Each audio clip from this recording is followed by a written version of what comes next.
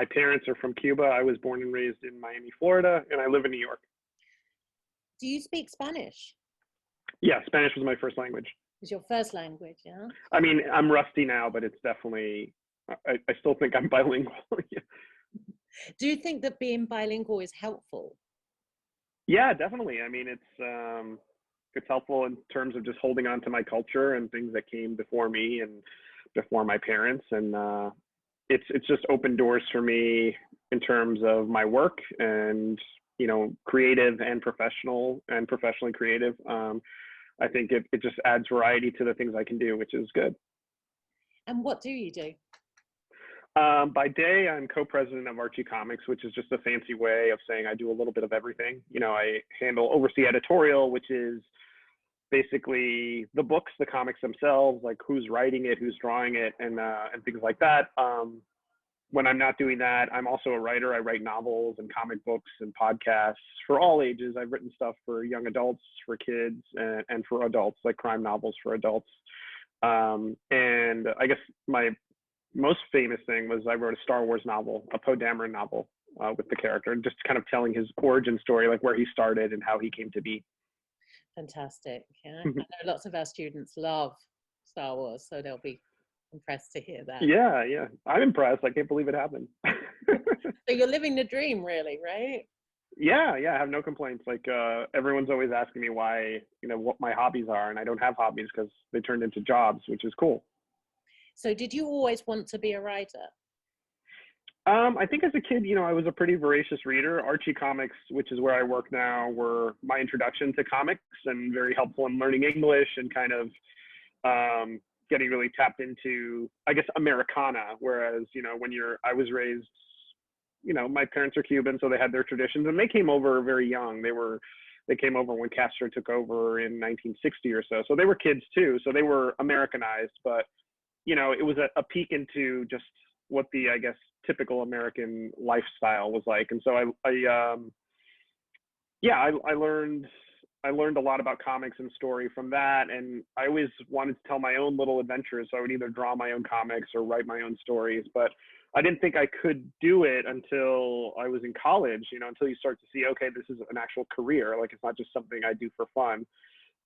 But even then I started in journalism and worked as a reporter and as an editor, and then decided to blend my love of journalism and comics and started writing about comics. And eventually that opened the door to writing novels and comics. That kind of crystallized, that showed me that there was a path to doing it professionally. Do you think that coming from an immigrant family shaped your career choice or hindered your career choice, maybe, Ernie? I think it shaped it in a very specific way, in that when I started work, I was working professionally in comics, but I wasn't working as a writer. I was working in publicity and promotions and marketing. And so at that time I started reading a lot of crime fiction. And I became a fan. You know, when your hobbies become your work, you start to look for other hobbies. And so I started reading those novels as kind of an outlet. And I noticed that all the protagonists were not me. They didn't look like me. They didn't talk like me. They didn't have the same background as I did. They were usually white men, older white men, and that's fine. It just was the way of the world at that time. And I really wanted to see a reflection of myself in those kind of stories. And I guess, you know, in the hubris of my late 20s, I tried to do it I wanted to create that story. So I think, in a way, being the child of immigrants and of another culture made me want to see my culture represented. And that was a big motivating factor in writing that first story. That first novel was kind of the big test for me to see if I could finish something. So I guess following on from that as well, it's like, do you see yourself as Cuban American, or just Cuban American? Yeah. Cuban American. Yeah. I've never been to Cuba. I think I'd like to go at some point. I think when the politics are a little different, but it's part of who I am. I grew up as a kid, and we were always listening to, you know, talk radio in Spanish, and, you know, there was a big sense of other, you know, like we're here because we had to leave there, and there was always a big part of the conversation. You know, what's going on in Cuba? What, you know, when can we go back? Even though I never thought we would just get up and go back, but politically, it was politically fraught, and it was very much ever present. So that big sense of like other, I think, is very relatable to any immigrant. You know, you're here and you grew up here and this is all you've known, but there's still that other place, like that other world. And you probably would feel other if you were in Cuba as well. I mean, right. Yeah. Yeah. Then I'd duality. wonder what I was doing there. Yeah. So what is the best thing, do you think, growing up in a sort of multicultural household? I think you get the best of both worlds. You get this culture from back home, food, the traditions, the family and connection, but you also get to look, America is, the cliche is it's the land of opportunity, but it very much is. There's a lot of opportunity here for work, for creative, for friendship, for, sustainability. And I think it's what you make of it. So the opportunity is there. I think it's harder, you're at a disadvantage. I think, I don't know how to phrase this the right way. It's more challenging, if you're a newcomer to the country, because you have to overcome the obstacles that are, systematically there. But I think there is opportunity there. So I think you get the best of both worlds. You get your culture, you get your family, you're connecting with people that you are familiar with, but you also get to explore this new opportunity. Does that make sense? No, it makes perfect sense. Okay. It kind of leads into really my next thing, which was any disadvantages. You kind of mentioned it's more difficult for adults, I suppose, if they don't speak the language. But I think also with children, there is that sense that their parents have a different upbringing, a different culture in some ways. Yeah, I think the disadvantage is obviously language is an obvious barrier. My grandparents never really learned to speak English. They came as adults, so they only knew Spanish, and English was something they could kind of do, but it was my grandfather was very experienced in his fields in Cuba, but when he came to the US, that didn't translate. So he had to kind of start at the bottom. And even by the time he retired, he didn't achieve the level he had been at in Cuba because, he couldn't speak English. He didn't have the degrees, it just didn't translate literally and figuratively. And I think I saw it with my parents too. They weren't, they didn't have college degrees. They worked very hard and, they did the best they could, and that's good. But, it's a steeper slope, I guess. And I think language is a big issue. I think just experience and being, especially depending on the age you come over, it's harder to overcome that time. If you come over as a kid, you kind of grow up as an American almost. Whereas if you come over as an adult, you really have to reacclimate, which is a huge transition for an adult, and then kind of find your footing. So it's not impossible. I don't want to sound like it's definitely possible. There's so many success stories, but it's challenging, and it's something that's harder to overcome than someone who's born here and has the benefit of, this is all they've known and this is all they are familiar with. So you're a father yourself. You have two beautiful young children. What would you want them to know, to experience about Cuban culture or the culture that you grew up in? Yeah, we're kind of in a blended household. My wife's Jewish and I'm Cuban American, and so they get the best of, I guess, three worlds. They get the traditions of Cuban culture, like Noche Buena, which is like Christmas Eve. For my family, the big holiday was Christmas Eve as opposed to Christmas. You have a big meal with your family. You open your presents from your family then, and then Santa comes, and you get some more the next day. So it's kind of like a double dip.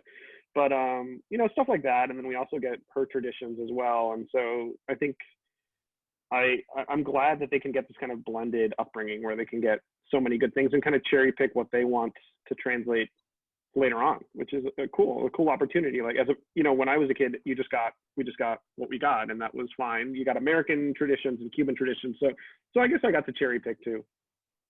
Nice. Yeah. I think it's nice to have this mix of culture. I grew up in a British household, and it was the same. Oh, nice.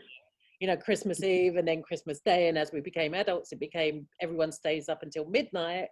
And right. That would sort of transition. I'm sure it's very similar in that way as well. Yeah, we don't want them staying up till midnight, but not yet. Yeah, not yet. Yeah. What do you think that your proudest achievement is, if you had to pick one? In terms just professionally or personally, or both, if you like? Or... Yeah, I get my kids. I take great pride in my kids, and just trying to be, we always compare ourselves to our parents, trying to be better than or more present, which isn't a criticism. It's just, it is what it is. Professionally, I'm really proud of my mystery novels. I think they pushed pushed the genre, not alone, but we're part of a movement of more diverse voices and more diverse characters. You know, for many years, the Latinx characters or the cute, you know, Hispanic characters were often the sidekick or the comedic relief, and it was always in response to a white protagonist, a white male protagonist. And I think, you know, now it's commonplace. You see the diversity is ever present, and I'm not taking credit for the entire thing. I'm just saying that, you know, I was one of many drops in the bucket that hopefully helped shift that. So yeah, I think back on that with pride. Yeah, definitely. I mean, representation definitely matters. Yeah.